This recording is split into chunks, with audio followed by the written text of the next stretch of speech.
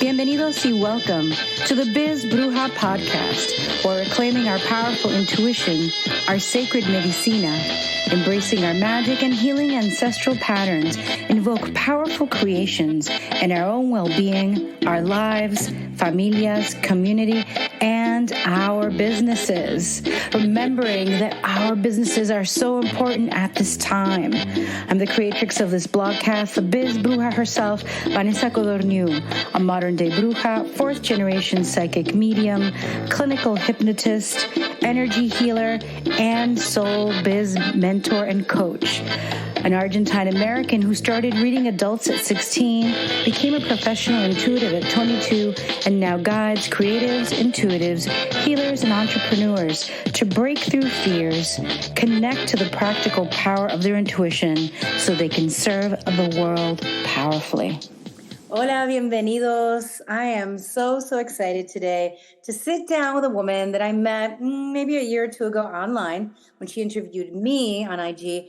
And I've been watching her, supporting her from afar, from a near, through messaging. And I just had to bring Michelle Gomez here today. Gracias, Michelle. Thank you, Michelle, for being here today. My pleasure. Thank you for having me, sister. Yeah, I'm so happy. We're going to dive deep into something that we should be talking about, something that most of us carry in some way, shape, or another. And so we're going to go deep. So everyone, por favor, prepárense. But before we get into it, I really want to read her bio. So Michelle Gomez is a spiritual life coach with a specialty in healing the Latina mother wound. She has endured the painful process of healing the wounds left by traumatic experiences from her childhood. Michelle understands what it takes to heal these experiences through her 11-year journey to heal herself, and has learned how to alchemize pain and use it to rebirth ourselves as empowered women. Michelle is a sacred space holder for women who need guidance, a safe place to land, and a sister to lean on.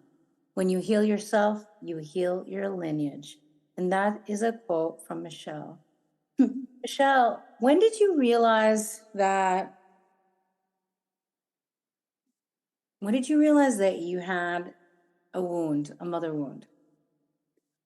It was probably 2018. For so long, I had been focused on my father wound because my dad wasn't around. So operating in my wounded masculine, it was my desire to try to be anything but a statistic of a daddyless daughter. I was like, no, I'm going to go out there. I'm going to conquer the world. I'm going to be successful. And then the first gen urge of like, I have to go to college. I have to get the degrees. I have to be great. I can't afford to be mediocre because I have too much to prove. Mm-hmm. And it all came from a wounded masculine sense of self, right? And so my little girl brain, and I talk about it in my book, my little girl brain thought, even as a little girl, if I just get good grades and if I am just like the star of my school and I just do so well, my dad is going to hear about all of these things and he's just going to be inspired to come back and be this great man and like be in my life. And so I was performing to earn his love in my own little girl way. So that followed me into my academic career, my professional career, just seeking out the validation of men, the men that I worked for, the men that I worked with. I was just one of those alpha females that was just, it was all in pursuit of my dad's gaze. It was all in pursuit of his presence when he wasn't around, right? So I was operating from that. So my father wound was right in my center point of vision. It was all I thought about. It was all I talked about. And I carried it like a badge of honor. But I didn't realize until I started to heal that. I went to therapy, I started to heal all that stuff. And I started to emerge without that I was like, there's still something. Why is it that I can't find contentment with everything I've achieved? I got my bachelor's, I got my master's, everything that they tell you to do as a first gen daughter. I'm the eldest daughter. I'm the first gen. I'm the eldest daughter, eldest granddaughter. And it's this like, get out there and do it. So I did it all. Yeah. Vanessa, I did it all. I got my degrees. I bought the big, beautiful house. I drove the big, fancy car. I got the titles, the 6-figure salary. I did it all. And I got I was married with the 2 children. And I'm just thinking, why am I not happy? Why? And I found out it wasn't my wounded masculine anymore. Now it was my wounded feminine. I was just like, there's something innately not lovable or worthy about myself. Where does that come from? And I always, with my mom and I, we've always had a tense relationship. We always had like a difficult relationship, right? But I always assumed it's just because, she's difficult and she's got her own little pet peeves and whatnot, right? But I found out as I was learning about the mother wound and how it shows up and how it comes through a woman, I'm like, okay. This is why I don't feel comfortable with other women at the time. This is why I don't have a lot of friendships. This is why I tend to be a guy's girl. I tend to operate in my alpha because I don't feel safe being soft and receiving and feeling connection, and being able to just be still and be. And where did that come from? And I learned it from my mom. I started unpacking everything that I learned and picked up. I heard a phrase once that said, with children, a lot more is caught than taught. So I caught a lot. I picked up what she was laying down, about, a lot of things, men, motherhood, finances, and just how she operated in life. I inherited a lot of that. And so I started to realize that a lot of my pain and a lot of the frustration that I felt with her in our relationship was because she didn't value herself enough, and she projected her insecurities onto me and made them my problem, and made, that saying, we have to get to a place in our lives where we have to forgive our moms for allowing us to be the burden of their pain instead of them handling it, right? And so I had to really unpack all of that, and it meant going back to therapy. It meant bringing up things from the past, and it meant looking at things from a new perspective. And I realized, yeah, this is definitely another. I thought my work was done. Like, I healed my father wound, we're good. And no, in 2018 is when it hit me so hard that, even my book on imposter syndrome, I found out in the process of writing that book that a large percentage of women who say they struggle with imposter syndrome, a lot of them have the same experience of having a very difficult relationship with their mothers. And I'm like, mother wound contributes to imposter syndrome. I would have never known that if I hadn't followed my path of healing. And the healing path, it kind of opens up different doors and things get connected in different ways. But essentially, 2018 is when I was like, oh, shoot, I guess we're going back to therapy. I resonate to a lot of what you're saying, and thank you for going in so deeply, because I think that a lot of us, just from talking to clients for a long time, and also me being my own client and doing my own therapy, mi propia sanación, is that the father sometimes is the one in direct vision. It's easier in some way because the mother is the one who reflects our gender, right? So she gets hidden sometimes. And I know that I started when I was in therapy, I would focus on my dad too. And he was present, but he wasn't present, right? And critical. And so I related to what you said. And, I did not go on to my master's because I left home, and I got if you leave home now, we will pull all financial, and they bounced a check at NYU at Tisch. But I was a champion debater I was third in the country with my partner when I was 19 years old. But where did that come from? That came from debating with my dad and trying to prove him wrong, right? Yeah. So that whole over masculine, leaning into the masculine, succeeding, pushing through the pain, pushing through no matter what. Even I don't know if you've experienced this, I used to sometimes put down the feminine, the softness as a silly woman. I would call them silly. Oh, that's silly woman stuff. I don't have time for silly. I'm out so here. I had women friends always, but I always thought tears and all this. And I went through a time when I was disconnected from my own feelings, but then thankfully, and now I cry. I'm strong as fuck, but I cry. It's I love the feminine now. I love it. It's just, it's beautiful. And I feel that for hijas specifically that goes through that, like you had your father who was there physically, but maybe emotionally, psychologically, spiritually abusive. Just abusive, closed off, just unavailable, in those capacities. But when the father is absent, if the mother, I mean, the Latina mother, the BIPOC mother will somehow, in some weird way, it happens, they turn to the eldest daughter as now sort of like this emotional support animal. And so for a long while, I didn't know I had a mother wound because I was too busy being my mom's partner in crime. I was too busy being a pseudo adult, helping care for my siblings, helping her run the house because, So was I. Yeah. No, I relate to you so much.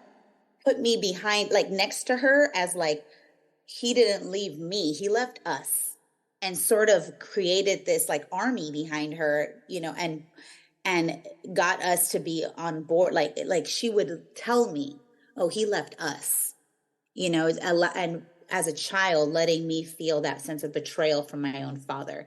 And so I was so angry and hurt that I wasn't looking at what she was doing at the time. I was looking at like, no, I need to be on her side. You know, I need to defend her. I need to protect her. But again, you look at it later on in life, I was 7 years old.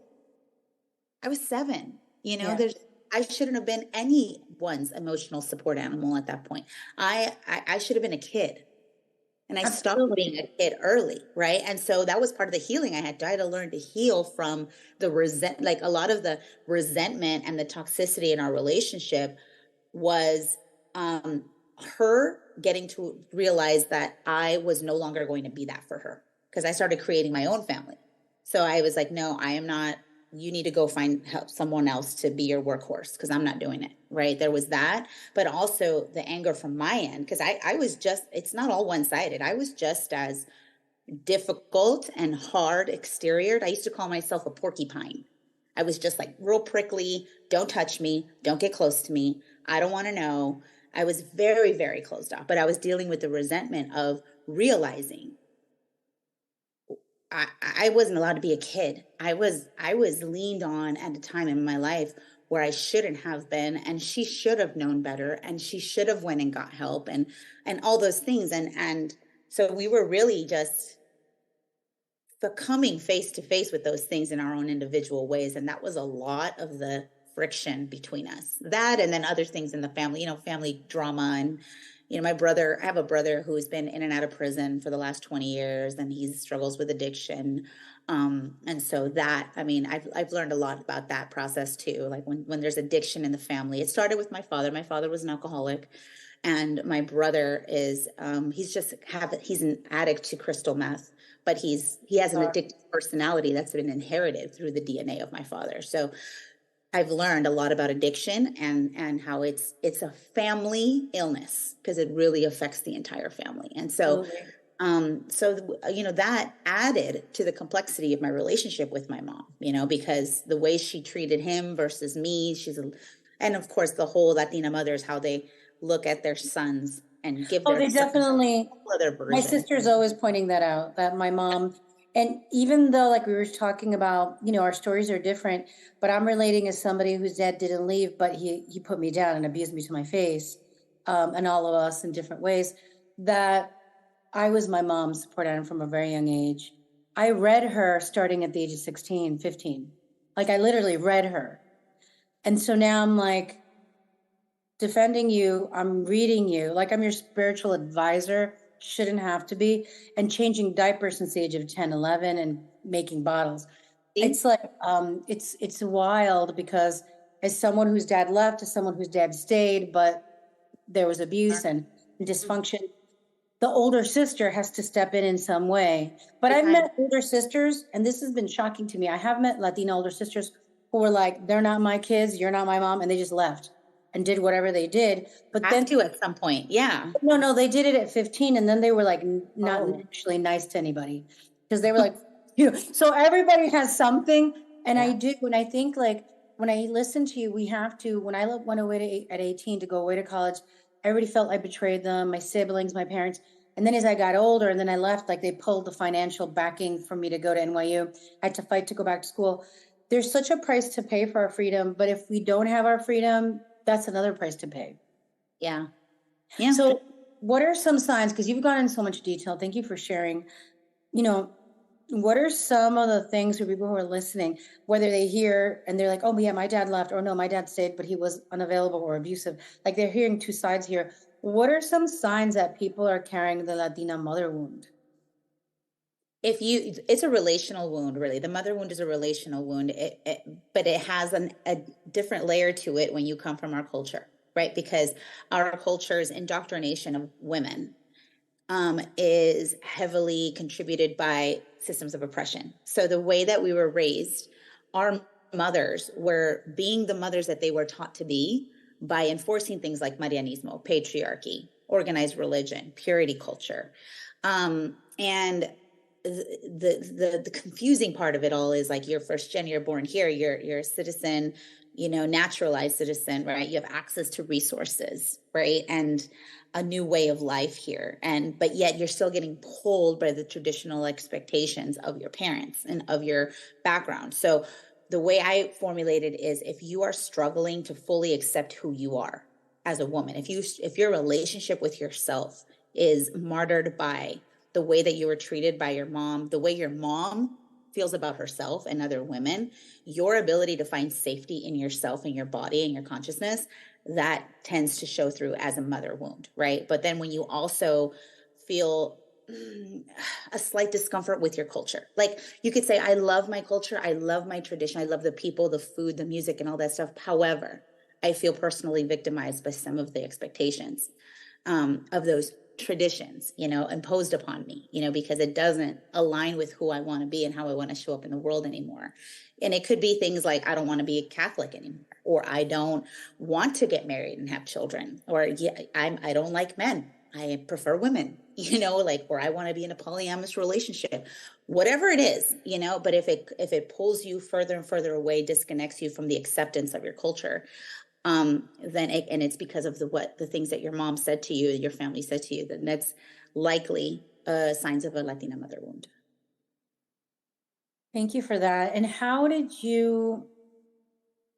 what were some of the awarenesses, or what were some of the, maybe if it was a turning point where you started, because, first could be rage, anger, all these things, where you finally had a turning point where or is there more forgiveness now? Are you at greater peace? What is your, was there a turning point? What was it like?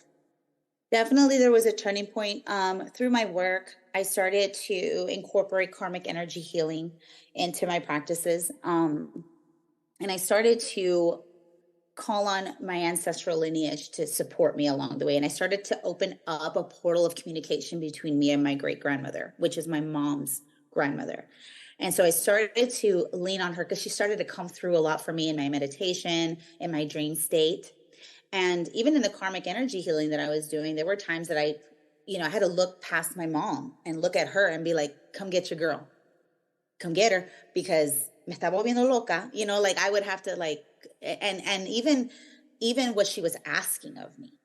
Because there one time she did ask, I was telling her that I thought it was unfair of me to have to face the reality that I'm going to have to take care of my mom at some point. There's going to be a time in her life where I'm going to have to bring her in to live with me, and I'm going to have to take care of her financially and make sure she gets to all of her doctor's appointments and takes her medication and all that. That's going to fall on me, because I already know my brothers are not going to do it. So I was explaining to her that was the turning point for me. I was explaining to her, abuela, I just don't think this is fair. Why, she didn't do that for me. She didn't help me pay for college. She didn't help me pay for my wedding. She kicked me out at 19. I'm not even the drug addict who's in and out of prison, and she kicked me out. The person who helped her raise these boys. You know what I mean? And I felt so thrown away and left out on my own. And I was in such a vulnerable state. So to be then facing the reality that now I have to take care of her when she didn't do that for me, and I was just grappling with that reality. And mi abuelita, as clear as day, was like, yeah, that's what I'm asking you to do. I'm asking you, as your great grandmother, to take care of my granddaughter. I realize she's difficult. I know. But I'm asking you out of love to do this for her. She doesn't deserve it, but it doesn't mean I'm not going to ask you to do it. That was the turn. I was like, okay, well, then we really got to lean in and do some healing, because you know what? I need to prepare my heart and my spirit for that season of life when it presents itself, right? Because I don't want to enter that season of my life, whenever that is, with anger, resentment, bitterness. That's not going to be good for either one of us. We're both going to be miserable under the same roof, and I was just like, okay. So that's when I got really, really clear. Okay. So I was like, all right, if we're going to do this, I'm going to need your help. I'm going to need all of you. I called on her. I called on my grandpa who passed away. I called on my grandmother on my dad's side. I called on my great-great-grandpa, all of them. I have them all on my altar. And I was like, I can't do this alone. I need your help. And so they've just been with me. And I've also connected to like the soul level, karmic soul level of my mom. So my mom's like higher self. So my mom's higher self has been working with me a lot. And, and it's really just deeper family constellation work. But that basically, to answer your question, the turning point was, when my grandmother, I can see it. I can close my eyes and see it just like straight at the face. At one point I even told my mom, just so you know, your grandmother, that lady loves you. Let me tell you, you are the apple of her eye. Just like I am the apple of my grandmother's eye, you are the apple of her, because she will move mountains and make any sort of request on your behalf. So you don't have to worry about a thing. You're going to be taken care of no matter what, because she's ordained it. And that's just what the lineage calls for. And as the daughter who can do that, I'm going to answer the call of my ancestor. So that was their turning point for me. And there's been so much more patience, compassion, forgiveness, but I've also learned my mom was a whole woman before I was even here. Like, she is a whole person, and so I'm learning to view her from that perspective as like a sister woman instead of my mom who let me down in all these ways. It's just like, well, she's just a person, she's here on her own path and kind of doing the best she could with what she had. What she knew, and I don't got to take it personal. Just like, and I shared just yesterday, Sunday, she shows up at my house sometimes in a mood, and those moods can be very triggering, and it could take me back to an unhealed place in my life where I would get very, very overwhelmed, triggered, and go into like a spiral, but I've learned so much and healed so much. And, I was like, no, we're not doing that. So she came here for a little bit with her funky attitude, and she left with her funky attitude, and it didn't ruin my day. It didn't change my mood. I actually leaned on ancestral practices to support me before she got here and after she left, so that I could just reclaim my power and reclaim my energy. But again, it's these turning points. It's these knowings of our ancestral ways, and knowing that we have support for our ancestors, and that, even when we question why we're being called to do the work and why we're being called to step up, it's usually out of love. Absolutely. Thank you so much. I love how you just go deep and you're no bones about it. You're like, esto lo que es, right? So I love that. And it's so true. And there is like a spiritual bypassing like ideas out there that if you're spiritual and you do ancestral healing and that somehow you evolve past things. Pero the thing is, we're going to deal with loss. We're going to deal with pain. We're going to deal with our own trauma, with our ancestors' trauma.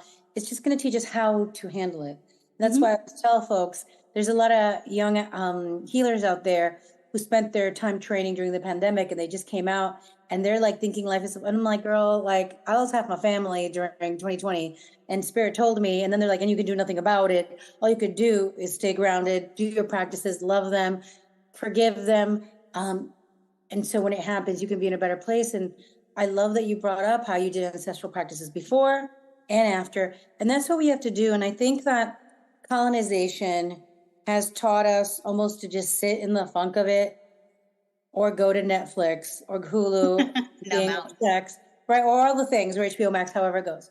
That there's something about the immediacy that I was telling people, when I went through my loss, I cried every day. I still showed up. We bought a house that year, tripled my business, like all these amazing, because spirit was like, and ancestors were like, guess what? This is your moment. Like you have to do what you've always done. A la misma vez, at the same time, I was taking a walk. I was crying. I was making an offering. I was doing all the spiritual things and the practices that were filling my heart. And so I love that you said you tapped into spiritual practices, ancestral practices before she came and after. And I encourage listeners, this is not just some cool shit that you do in like a weekend workshop. This is not some cute shit that we're doing on TikTok. This is not some, because it's trendy now. These are practices that our ancestors and we have reclaimed to learn to live our lives and to manage our trauma and to manage our gifts, to manage our businesses, to manage our thriving in this existence, right? More than surviving. So if you have some ancestral trainings for people out there, if you have Reiki, if you have other things, use them. Don't just use them when you feel good, when you're at the workshop doing the thing and lighting the, like, as you're crying, like I'm crying sometimes, like saging the house or con sal medio or, you know, chanting. And I'm like with tears and sobbing. This is what our ancestors did. And this is what we're called to do. For you, Michelle, I have a question. And I think you alluded to it already, but I want to go deeper. What are some of the ancestral patterns you broke? Because you're the disruptor of your lineage, like, you know. So what are the things that you broke? You mentioned some of Marianismo, all of this, but. There's definitely a few patterns, I guess cycles that have been broken by my showing up to do the hard things. So definitely, I'm the first in my family that's had a successful marriage. My mother's been married 3 times. My grandmother was even married twice. And you know, just the women in my family, we struggle to pick good partners. And I really, in all of every fiber of my bones, I know my husband was picked out for me. I know that my ancestors spoke to his ancestors. I mean, we found out, because I'm Mexican and Ecuadorian, we found out on our Mexican side when we did our DNA that our families were from the same part of Mexico. Yeah. So I have no doubt in the ethereal realm of the cosmos that my ancestors and our angels are like these two. Even if it means, I mean, I don't know what that means forever. You know, I really trust the path, and I respect people's paths. So if my husband were to tell me tomorrow that, you know, hey, I don't want to be married anymore, I kind of want to discover myself and I want to do something, I'd be like, I completely understand that. And I won't take it, you know, I'm allowed to be devastated and grieve the end of a marriage. However, I respect the soul's path. I respect everyone's path, right? And we all just want to come home to ourselves in some way. But for the cycle that we're in and the life that we've created together, I absolutely 100% believe that our ancestors created us. Like, we are souls connected in some way. And he even tells me, if we were in another lifetime, I will find you. I will come and I will find you. We are going, I've been told we've had prior lives together. So knowing that, I feel like our marriage is a testament to that belief, right? So I broke in the cycle of divorce. I broke in the cycle of, I don't want to say ungentle, but toxic parenting. So I don't hit my kids. I don't curse at my children. I don't play mind games. I don't yell at them. I don't call them names. And I'm also not teaching them to be these Stepford wives. Yeah. My goal is to raise dangerous women, meaning women that are so self-aware, so self-accepting that they can't be controlled, manipulated, or anything by anyone's opinions or expectations or projections. Like, they are so aware and accepting of who they are, and they value themselves so much that it makes them dangerous because they can't be controlled. So that's my goal. So I'm breaking that pattern. Definitely breaking the pattern of lack. You know, my husband and I are the first ones in our family that, you know, we've lived well financially, thank goodness. You know, we've invested our money. We've started a living trust. We've traveled with our children. We don't live in lack. And much of our families struggled in lack. They normalized it, you know, to the point where now it's a mindset. Like, even I say often, even if my mom was, you know, earned $1 million tomorrow, she would be already thinking about how it's going to get lost. How much time do I have with it? And she's already knowing it's going to go away. It's going to slip through her fingers. So it's a mentality now. It's not even about the amount of money or the resources, because it'll never be enough, because she comes from a lack mentality. Right. So, we've broken that cycle. And I guess also just abuse, domestic abuse and sexual abuse. So my mom was physically abused by my father. So my husband doesn't put his hands on me. So we've closed that chapter. And I am a survivor from childhood sexual trauma, being sexually abused by men in my childhood. And my children, fortunately, have not experienced that. Like the fact when I started seeing them get to the ages and leave that, like it started when I was 9 and it went up till about 13. So the minute like my kids started getting to those ages, the anxiety just was like, oh, because I was about to see a version of myself walking around, and I would see their 9-year-old and 13-year-old selves walking around and thinking, I can't even imagine seeing if I would see myself at those ages walking around, knowing what I was carrying inside, the secrets that I was holding. And my children don't have to hold secrets with me. We talk very openly about everything. And so yeah, those are the cycles we've broken so far. My God. That is so powerful, Michelle. And I'm so honored to have you here speaking on this, because you're also letting audience members know who are not there yet that there's a way through, and that just because they've been through abuse or experienced it, sexual, mental, physical, that our daughters don't have to. Like, we can change it. And even if there is like some sort of legacy of divorce or breakup or choosing the wrong people, that we can heal, and that we could also invoke spirit to help us. What are the gifts you're leaning into? Los dones espirituales, like that you're leaning into. Ancestral, yeah. I mean, the first one I think is the most obvious. It's your intuition. Definitely. I mean, I didn't know I had one. I didn't know I could trust it. Being raised with the idea that, los que dirán, and we have to please everyone else and get everyone's buy-in and approval of how you live, why you live, where you live, and what you do with yourself. Like, it was breaking free from that was really great, because then I could go in and actually ask my intuition, what do I really want for me? What is good for me? What is richness and love and abundance look like for me? Because for others people, it's going to be their version. But yeah, definitely leaning into my intuition. I definitely lean on Pachamama. So in so many ways. I mean, water, bodies of water to me are home.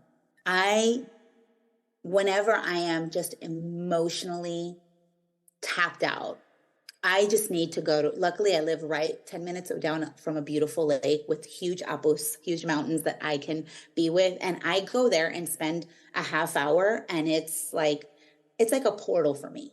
Like all the worries and the struggles and the timelines and everything I was carrying going in, when I sit there with her, with Mama Cocha, when I sit there with the apus, when I sit there with Papa Sol, and I get the visits from the familiars, I get the birds, and I see the chipmunks, the squirrels come and visit me. I get the signs. It's every time a colibri comes through, I know it's my grandfather, and it's just Pachamama and all of our spirit animals coming from all 4 directions to remind me we are here.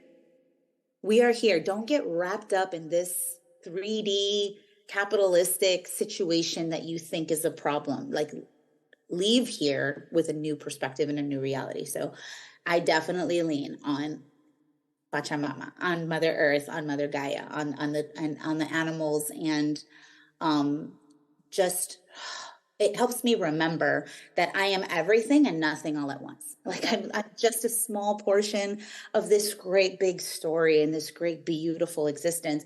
And these little problems that I think are so huge just become so silly and minuscule when you look at just the fact that this stream of water is moving without anyone touching it.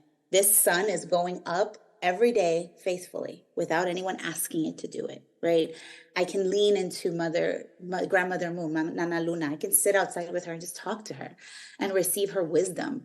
And remember that I too am a woman with 28 cycles, and I don't have to be the same person I was last season. I'm allowed to grow and evolve and change and realign. And so leaning into those gifts that aren't mine, but they're there available to me is everything.